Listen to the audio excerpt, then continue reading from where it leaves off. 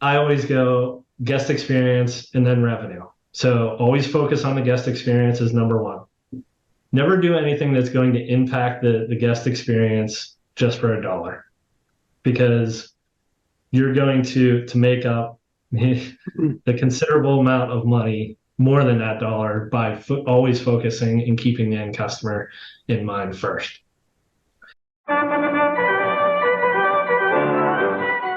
Welcome to the Attraction Pros podcast, where we discuss the latest trends and challenges facing the attractions industry today.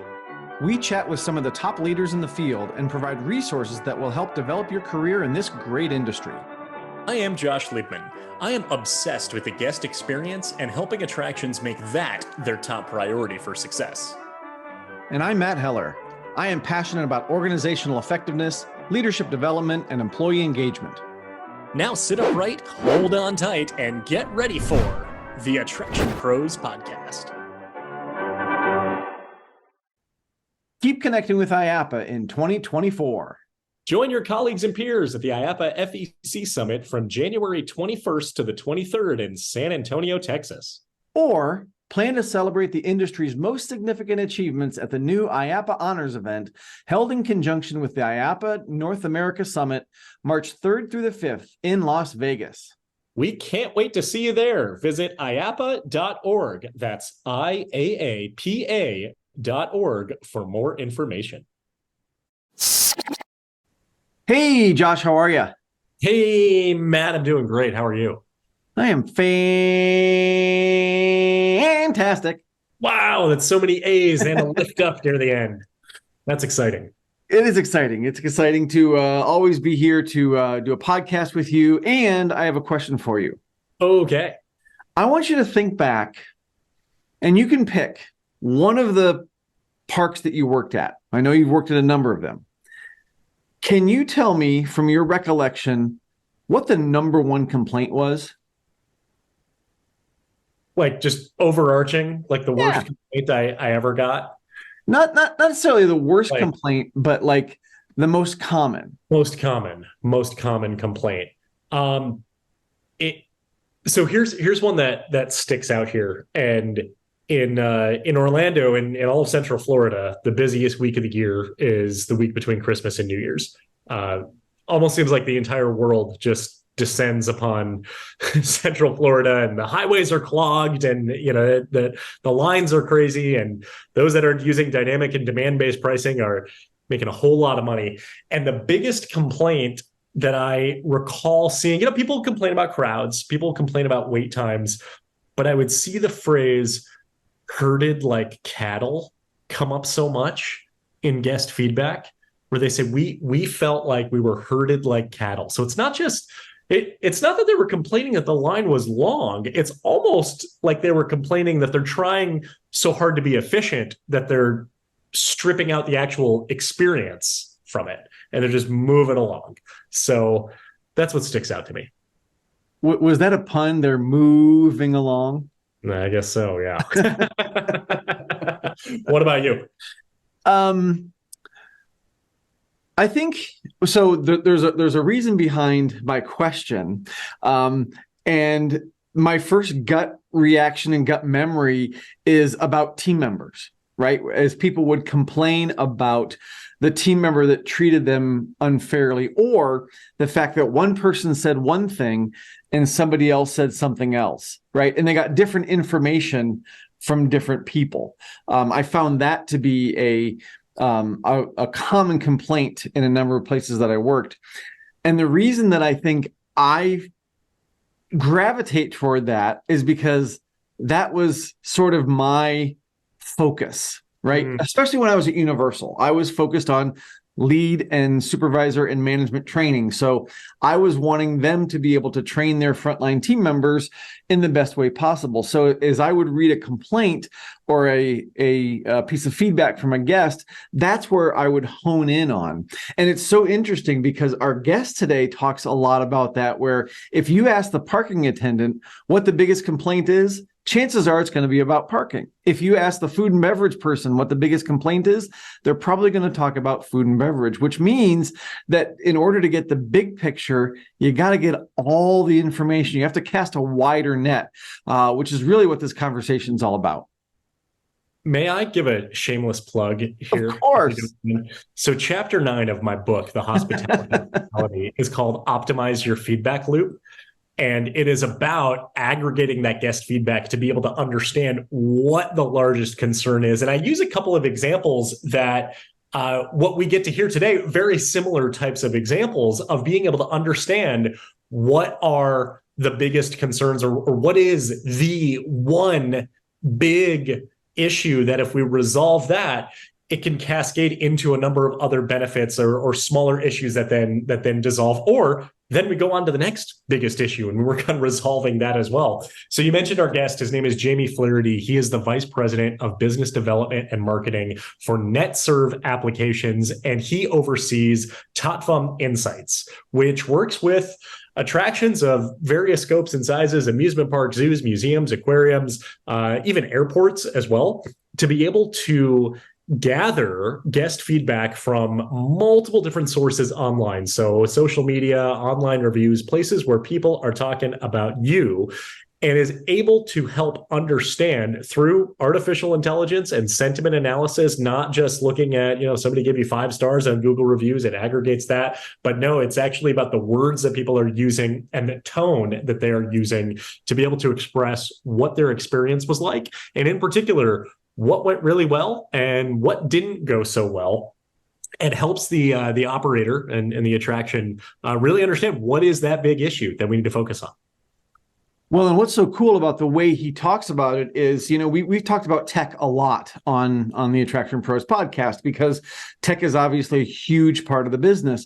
But using this to better understand where those pinch points are and better understand what those steps are that you can take to alleviate those pinch points. So like you said, maybe cascade out, if you fix that one big problem that, you can tell by looking at all the data, and then that can really have an impact on so many other things. But it's not just about the negative. It's not just about the complaints. It's also about enhancing or focusing on those things that you might be doing well, or that people are saying, hey, we want more of this. And that can turn into revenue opportunities, or at least ways that you can really enhance the guest experience so that when they go back out and they're now, providing another review, now they're providing a positive review, whereas before maybe they provided something that wasn't so positive, but at least you could learn from. Yeah. Or amplifying those positive reviews. What do we need to do more of? What can we charge more of? What can we, can we push this one particular product more because it's very favorable? Another thing too is Jamie's been in the industry for quite a while.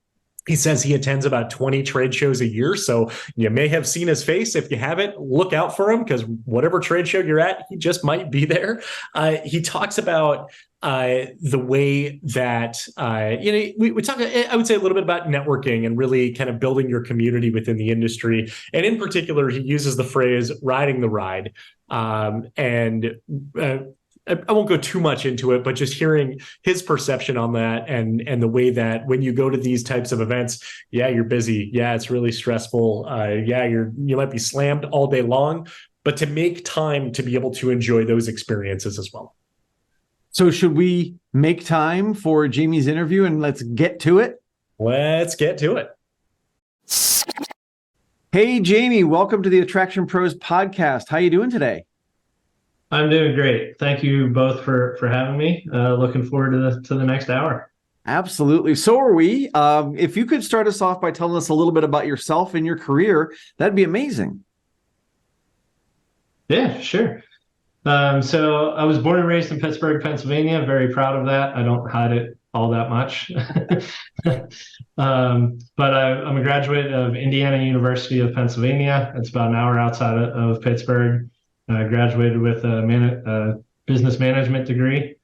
From there, really is, I jumped right in to guest experience and using technology to improve that guest experience.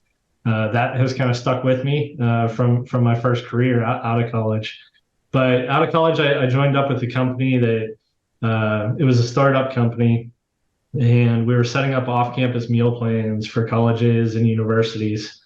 At the time, there was only probably 5 or 6 of these types of programs out there where you could use your student ID card at local restaurants and businesses around town. We quickly grew that company to probably 50 within the first year, year and a half, 2 years, something like that. And it just expanded from there.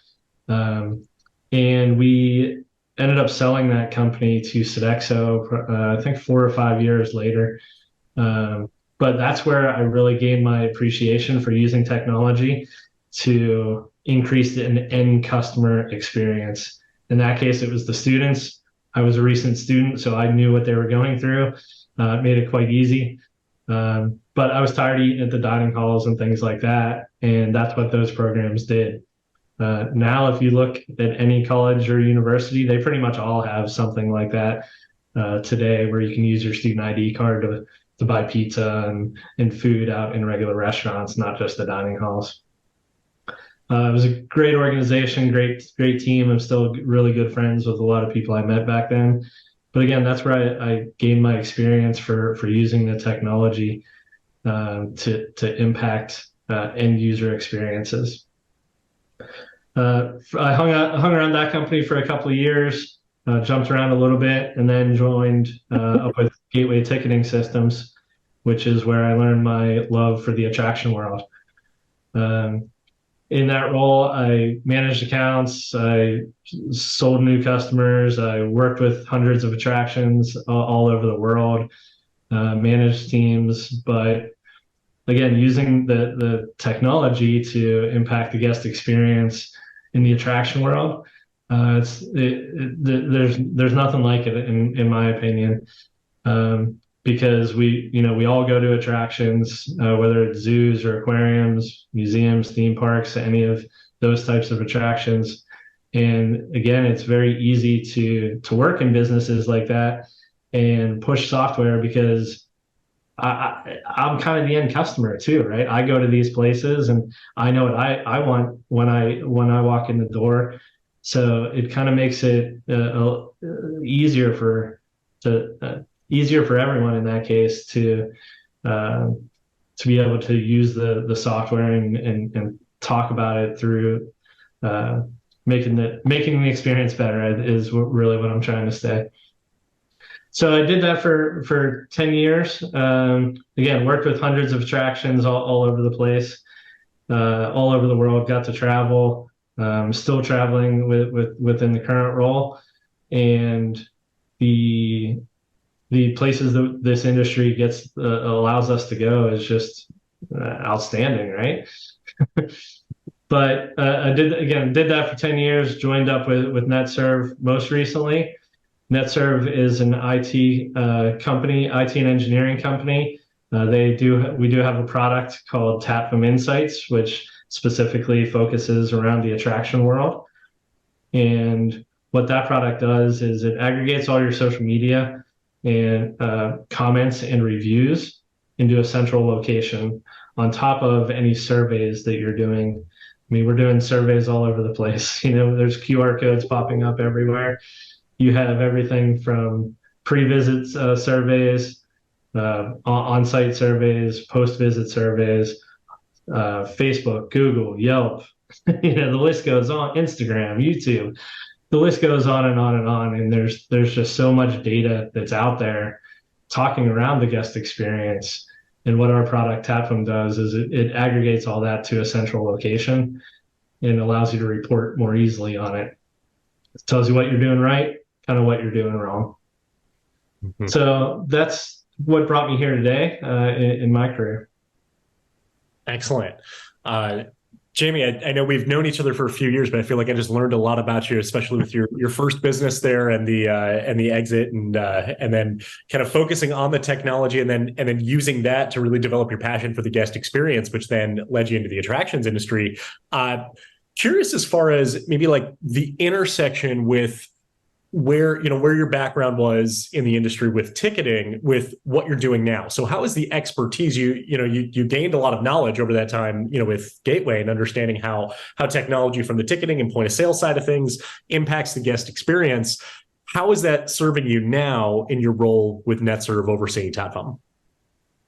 Yeah, and I would say I expanded beyond just my time at Gateway. I'd expand it back to my previous company with off-campus solutions as well. Uh, that's a great question. I think the intersection is really um, the experience from going on these sites and even in the ticketing world, not just Gateway. I'm sure other ticketing companies do it as well. But you're so much more than just working with selling a ticket. The experience that you get from both of those careers that I had is you have to see the bigger picture when you're working with customers, especially with a product that really is the core of their business, right? None of these places survive without a strong system to collect money.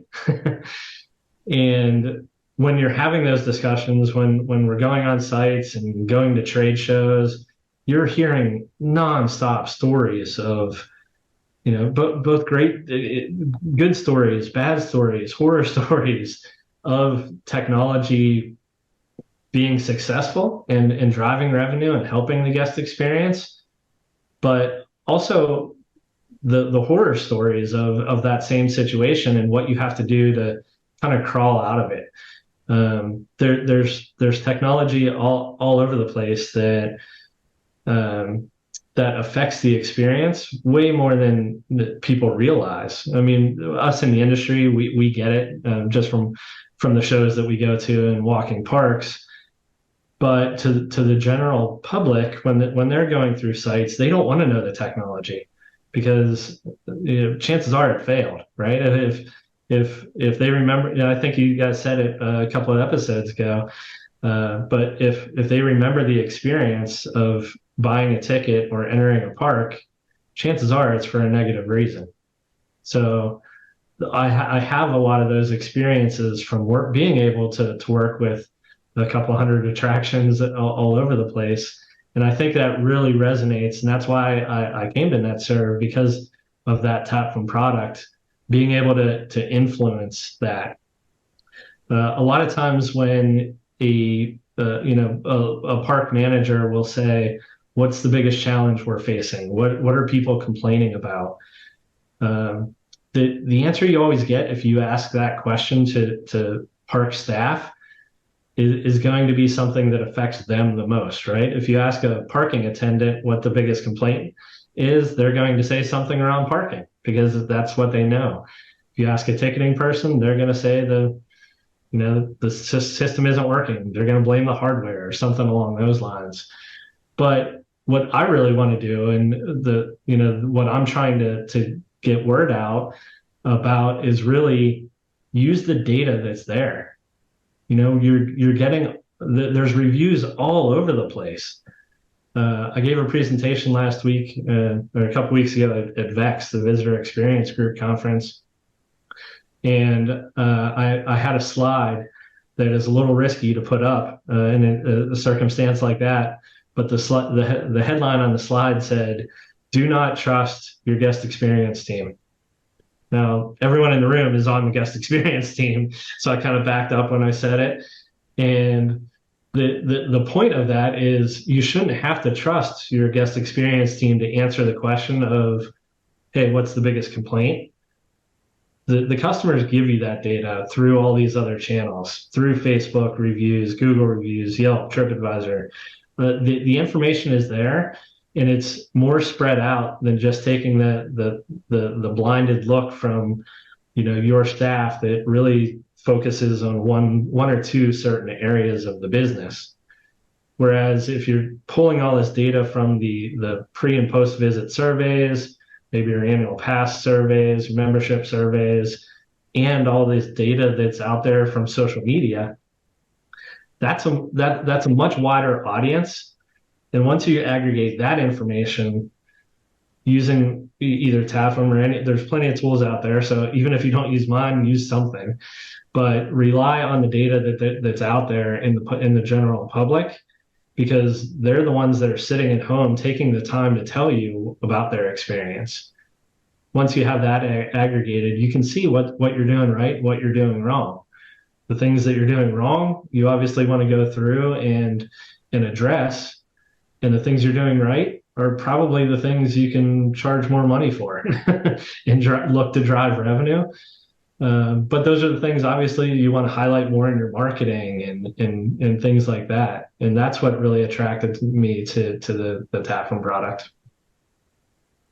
JB, it's really fascinating because I never thought of it in that way that, when you ask people in certain departments, they're going to talk about what they experience every day. It makes total sense, right? When you think about what they are going through and how they are experiencing the job from an employee standpoint. But I'm curious, now that we're talking about this much wider net and this much bigger audience, are you able to say, with that bigger audience and with that wider scope, are you now able to say this is what the true biggest complaint is, or this is what people are talking about most often from that wider audience? Yeah, absolutely. So good use case there. And I won't say the attraction name. We'll just say a customer of ours came to us years ago, and this is before I got here. I've talked it over with them just so I had a full understanding of it. But an attraction came to us and they said, "Hey, can your product do just that? Can they tell us what the biggest complaint is?" So we went through the product. We showed them how to use it and showed them the ups and downs. But yeah, at the end of the day, they were able to use the product to narrow down and really focus on one core issue. And the issue for that customer happened to be crowd. So it was just overcrowded. They only have it's an indoor attraction, so you only have so much space indoors, right? So once they narrowed it down to crowd being the number one reason why they got lower ratings, then they use that data to say, okay, what do we do about it? We can't put a third floor on. That's just not possible. We can't expand out because we're landlocked a little bit in terms of that. So what do? We can limit the number of tickets we sell. Well, we don't necessarily want to do that because technically we have the room. We can look at the guest flow and see how people are coming in, flowing through the experience. But they even took a step back at that point. They started asking themselves those questions, and then they even took a step back from that and said, well, wait, where is the crowding? Is it at the ticketing booth? Is it at the access point? Is it at a certain piece of the attraction once they're in? Is it at the food and beverage? Is it at the retail? So they had to look at all those aspects, which doesn't necessarily always show up in the reviews that you get. So at that point, they came to the conclusion that it was really around the experiences inside. It wasn't the ticketing booth. It wasn't retail. It wasn't food and beverage. Those seemed to be okay. It was really around the experiences indoors that the overcrowding was taking place. So from there, they said, okay, well, we can try things like holding experiences, one-off experiences in the slower parts of the venue. We could have, pet the animal over here in this area that doesn't get a lot of traffic, or, face painting over here, things like that to kind of disperse the crowd. So they did a little bit of that, and really they did more research on something like dynamic pricing. So let's shift some of the local people that are here, let's shift that crowd to Monday and Tuesday, or Tuesday and Wednesday. I think they're closed Mondays, but let's shift them to another portion of the week. And that's the route they ended up going. So they implemented dynamic pricing all because of what they found was the number one biggest complaint. The attendance actually went up, and because of that, revenue went up as well. But the overall rating that they were keeping track of within the system increased as well. So they weren't getting as many complaints about crowd, even though that there was more people coming in the door, because some of those local people are now coming during the week when it's less busy and things like that. So again, it ties back to using technology, taking an honest look at the attraction itself and saying, okay, this is what our customers are saying. You know, they're out there saying these things to the general public and taking the time to tell us. We just have to figure out a way to listen to them. I love this case study in the story. And you know, this is stuff I can nerd out about all day long, right? Using guest feedback to improve the experience. And particularly, one of the things that I've been saying for years is that the solution is not always the opposite of the problem. So if your biggest problem is crowds, you even pointed out the default solution is, well, let's make it less crowded by reducing our capacity, but saying, no, we can actually pull back. We can look at the perception. We can dive a little bit deeper, disperse the crowds, shift things throughout the building, shift things to different days, et cetera. And then attendance went up. So they actually did the opposite of less crowds. They actually got more crowds, I'm saying with air quotes, but there was a better flow and a better source of feedback. Yeah. I want to ask this one question, and it's something I think I know the answer to, but I'm going to ask it anyway because I think you have a really good answer to it as well. And it's that if let's say, and kind of continuing on this example of, you know, they learn that crowds is their biggest complaint, wouldn't they probably know that already? Wouldn't they, just by being on the floor, being in the building, being right there in the experience, to be able to say, okay, here's, you know, we're getting the data, but we already know that crowds are our biggest complaint? Sure. There's a couple of different ways to look at that, but the best way I'll answer that is, more often than not, you're going to have some kind of idea what the biggest complaint is, right? A lot of times, I mean, I have access to see a lot of data now. Like price is always one of them. Nobody goes on and says, oh, the price is great. But they're always going to say, you know, it's iffy for what you get. That's the most common one.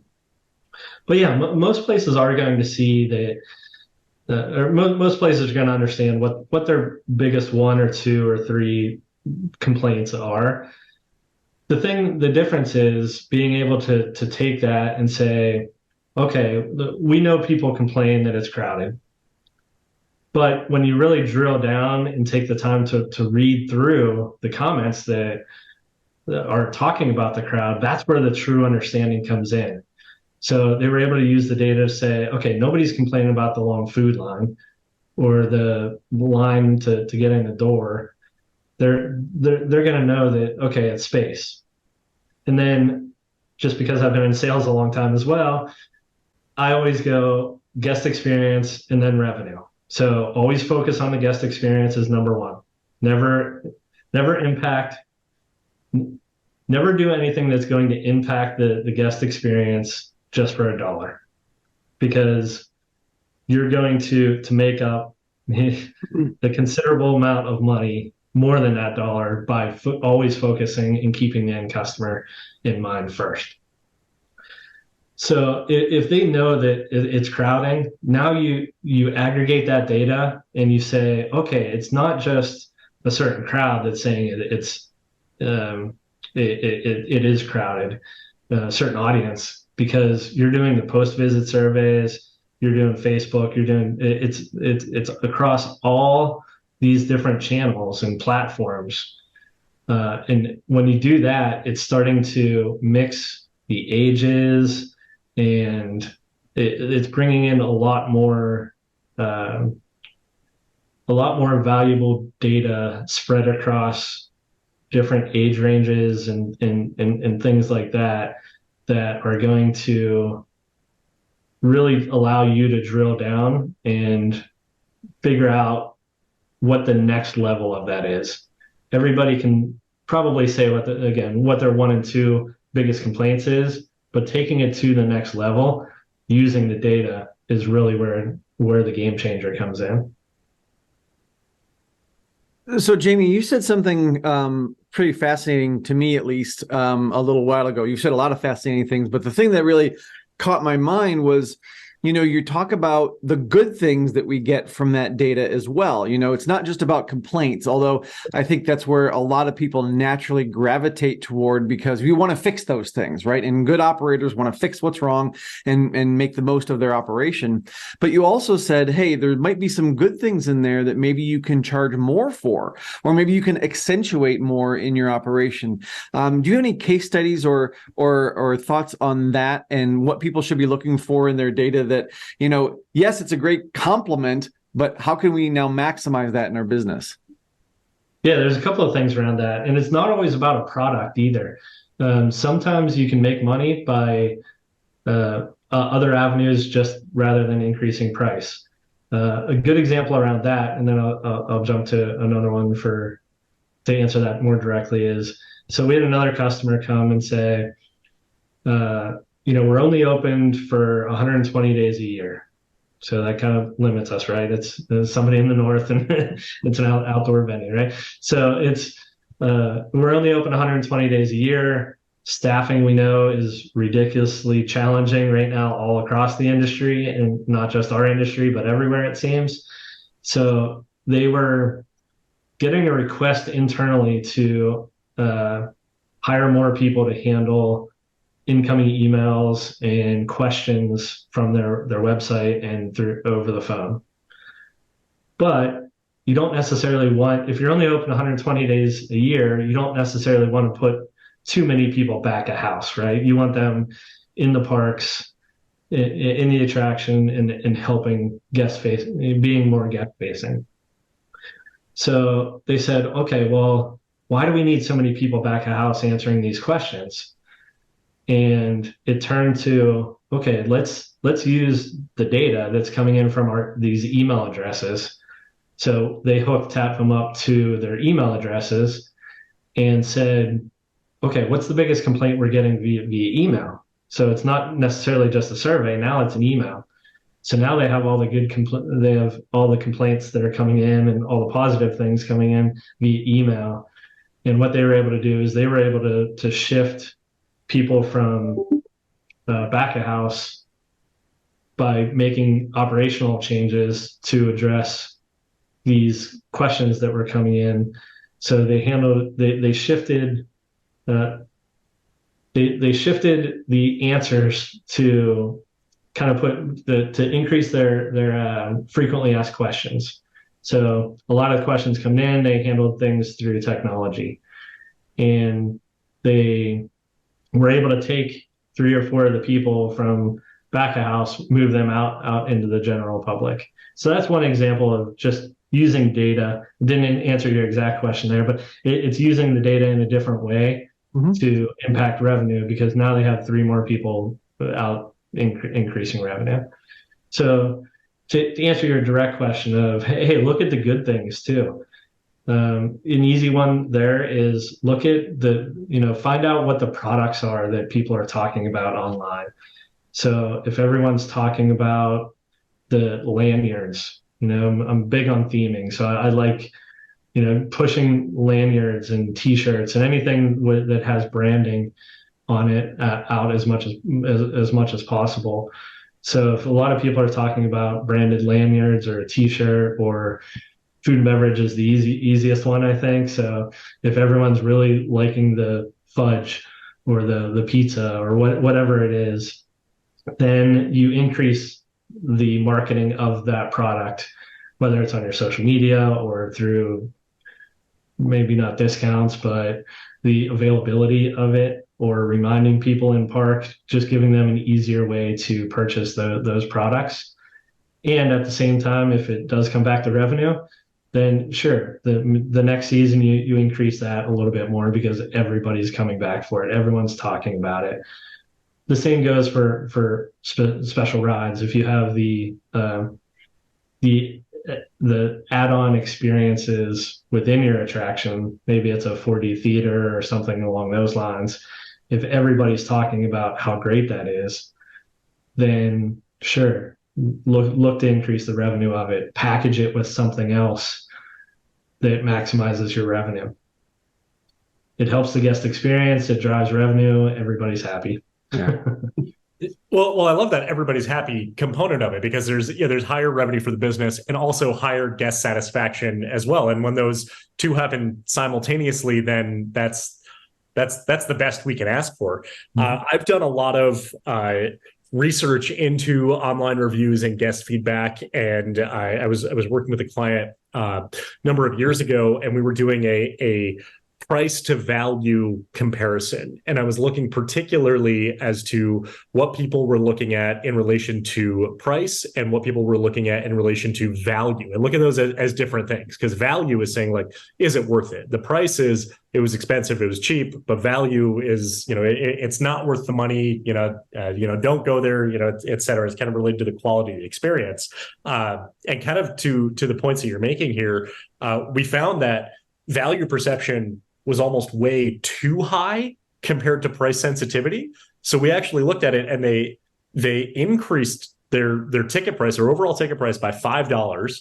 And another thing that also was perceived very highly as well was their refillable souvenir cup, right? So they put more effort into merchandising that, just to move more of those. I think they may have increased it by $1 or so, but we then did the same analysis a year later, and there was minimal movement, minimal complaints that came in of saying it's too expensive. What I've found to be the best statement that guests can say is, it was expensive, but it was worth it. And I tend to see those around not just the basic ticket options, but the VIP tours and the add-on experiences and the things that people might be doing for a once in a lifetime experience. If it's like the penguin encounters at the aquariums and things like that. And I'm actually curious, this might be kind of a granular, maybe tech question, but if somebody says it was expensive, but it was worth it, I am curious as far as how that's categorized. Is that categorized as a complaint because the word expensive was used, or they're tying in the value? So is it overall a net positive and saying, hey, here's an opportunity where you've got more revenue potential? Yeah, so that's an interesting one. So tying it back to our product a little bit, it does perform the sentiment analysis, which is kind of the differentiator. It doesn't just take the rating that you get, that a customer gives on Google reviews. So 5-star might be a 5-star, but they might say 4 or 5 bad things in there, and the Tatvam product allows it adjusts for the sentiment piece of it, and it does analyze that type of wording. So if it says too expensive, but, then it's probably going to put it middle of the road somewhere. If they say that they could give you a 1-star, but say the rides were great, the food was fantastic, the parking was easy, but it rained, right? We've all been there. We've all seen those 1-star reviews for something completely out of your control, right? It's going to adjust for things like that. Along those lines, yeah, sure. It's going to see the but, and it's going to see the words after that are all positive, and it'll put it in negative light, or a positive light in that instance. Yep. So, Jamie, I'm curious, you mentioned earlier being a consumer of the product as well as, someone who works in the industry. And I always find it fascinating to talk to people about how they see a facility. Are you able to go in and kind of turn off the brain a little bit, or are you always sort of thinking of ways, I see this over here, I see this over here. So I'm curious, when you go to a facility, maybe with your family or friends, what is Jamie's brain doing? Are you thinking of things all the time, or are you able to turn that off and just enjoy the attraction for what it is? Absolutely not. I cannot turn it off. There's no chance of that happening. I haven't worked in the college and university world in 13 years, and I still walk in to a restaurant and think why they don't accept the off-campus meal plan card. So Yeah, I'm always looking at it, and I'm sure you guys are. Everyone in the industry is like that. The passion shows, right? And it's real hard to turn that off. We've made a couple of trips. I have a 6 and a 9 year old, and my wife and I took them on a couple of trips this summer, and it just drives her nuts because we're going through the turnstiles at the front gate, and I'm taking pictures, and I'm seeing how the arms are turned and if there's music playing and if there's lights on. I mean, it's nonstop. And then when I'm in there, I just complain that I have to wait in line and I don't have fast pass. And I try my best to keep the smile on, but it's probably an awful experience for my wife, who more power to her for putting up with me through that. But I can't turn it off. But again, I love it. The passion's there, and it's you're always learning, and the more you experience, and the more you're analyzing while you are walking through a park, the more you take that back, and we all work with different attractions, and just sharing stories and helping other people through scenarios. That's where that's how you're able to do it. And by having that experience and seeing different ways of doing something allows us to help other attractions when they come and ask us questions, or we're having open discussions at IAAPA or any of the other trade shows throughout the course of the year. I mean, I've never been a part of an organization that shares more information with their competitors than attractions. And you see it all the time and you hear it all the time. I mean, listen to any of even your show. I mean, people come on and they share their secrets because they don't want other attractions to have to go through the trials and that they went through. And it's just it's an amazing industry to be in. But yeah, walking through the park. I mean, I probably have more pictures of hardware than I do the kids at some of the attractions I've been to over the years. So nobody likes going through your pictures. So when you come back, right? I do. Right, you do. Right? Your friends and colleagues in the industry, all right? Yeah, they're like, oh, there's another picture of a turnstile. There's another picture of a handheld. Oh, there's an elephant. Right, exactly. Turnstiles, family turnstile. Yeah. On that note, though, you mentioned your kids, ages 6 and 9 years old. How have they influenced your view of the guest experience, and have they changed the way you think and the way that you look at it? Because you're a different consumer now than you were 10 years ago or when you first started working in the industry. Yeah, I mean they change my perception all the time because I'm looking at things more as a parent. Obviously, I'm looking at more safety things. I'm more safety conscious when just walking through the parks. But yeah, that definitely changes things. And I mean, again, this summer we got we had the advantage to go to quite a few attractions this summer, as we have over the last 10 years. But now that they're a little more mobile, the 6-year-old is riding the bigger rides, and wanting to experience more of the rides and maximize the time.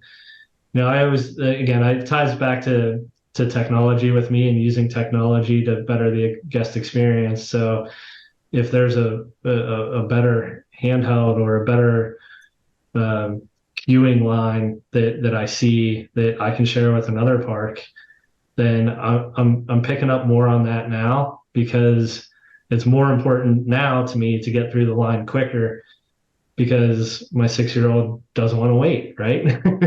Nobody wants to wait in line. And when they come off the ride, they want to eat quick and get a drink and go on the next ride. That's just the way it is. So looking at it from their perspective has definitely changed my way of walking through a park, for sure. Jamie, where do you see the technology going? Not to not to get you to reveal any secrets of things you guys are working on, but just in terms of, even from your standpoint as a consumer, like where do you see things going that that we haven't even seen yet? Yeah, it's hard to say. There's so many. I mean, every year it's like my Christmas, and other people think this too. Going to Orlando the week before Thanksgiving, I just can't imagine not doing it. I love that week so much, not only because it's a huge networking event, but to see that new technology that just continues to evolve year after year, and to be able to see just the creativity of some of these tech pieces of technology coming out is I just live for it every year. Where I see it going, I mean, the more digital, that we can go, paper, it's been years now that people, the attraction world is going away from the straws and the one-time use of paper and things like that, the plastics, and getting away from those things, going more digital, making it more interactive. People love pictures today, so I continually see the need and the desire to go. Maybe facial is the next big thing. I really don't know when it comes to that, because I know it's working elsewhere. Will it work in the States? I'm sure it will at some point. I know we tend to be slower adopters on things like that, but to me, everyone has their phone, right? How far are your phones away from you right now? They're probably sitting within arm's reach, right? and everything is accessible there. I have my pictures, and that when we go to these places, I want to put my phone down. I don't want to carry my phone. I don't want to be the one to take the pictures, other than maybe the hardware, because I know that nobody will do that for me. But if, I want those action pictures of my kids and things like that. But at the same time, I know that it has to be secure for me, because I think that's big in the industry as well, is, hey, only take my picture if I'm comfortable with it and things like that. So I think the technology is slowly getting to that point of allowing us to customize the experience. And I think that's 2.0 or 3.0 or whatever level we're on at this point, is having that customized experience so that I know what I'm getting involved in when I go into the park, and my expectations of that are exceeded. How can the technology make sure that my expectations are exceeded every single time I walk into an attraction? And I might have been at that attraction 10 other times, but when I walk in this time, I want it to be a little bit different, and I want it to be better than the last time I was here. Now, whether that's the technology, or whether it's the technology saying, hey, you might need another person or a couple more people in this area to influence the guest experience, because there's a long line.